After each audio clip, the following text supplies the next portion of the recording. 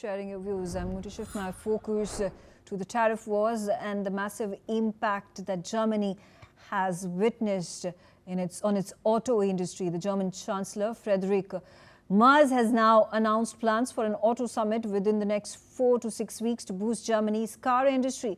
He stressed securing raw materials without creating new dependence, urged de-escalation of trade tensions with America, and highlighted the need for innovation, quality and sustainable battery production.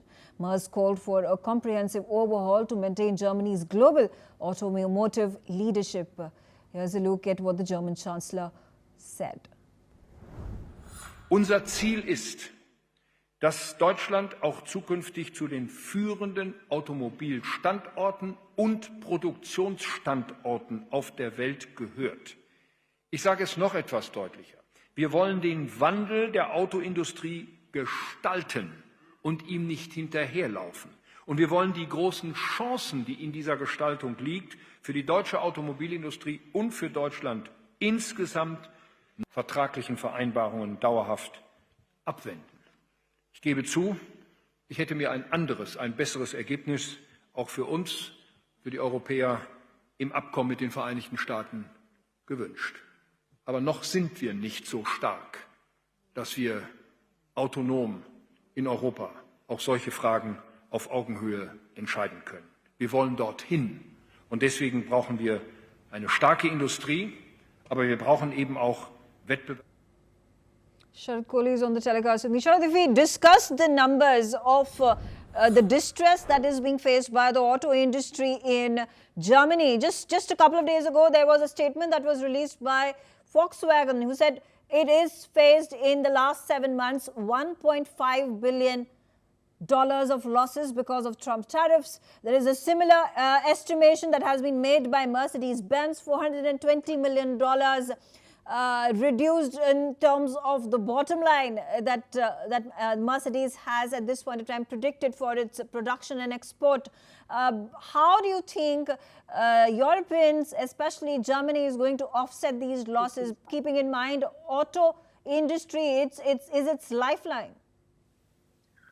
Of course, Megha, about 5 to 6% of the GDP of Germany, comes from auto industry. And obviously, Trump tariffs have caused mayhem around the world. And, I was hearing the professor before me. I mean, apart from what he said about, Indian, Russian oil purchase, I completely agree with him. It's just causing chaos. And I think President Trump doesn't even know that he's probably causing damage to his own economy. We've discussed this so many times. Well, I think as far as Europe and America is concerned, I really don't think there is a deal in the making very, very soon.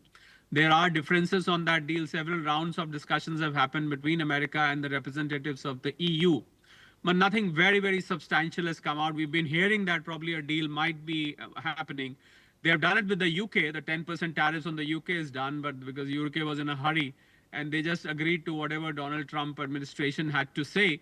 But as far as Europe is concerned, I think there is a desperate need for a deal.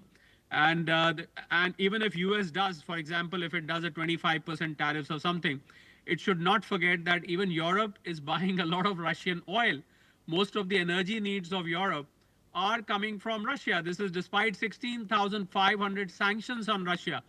So I think there's a bit of a hypocrisy, a bit of a paradox here that what is Donald Trump going to do?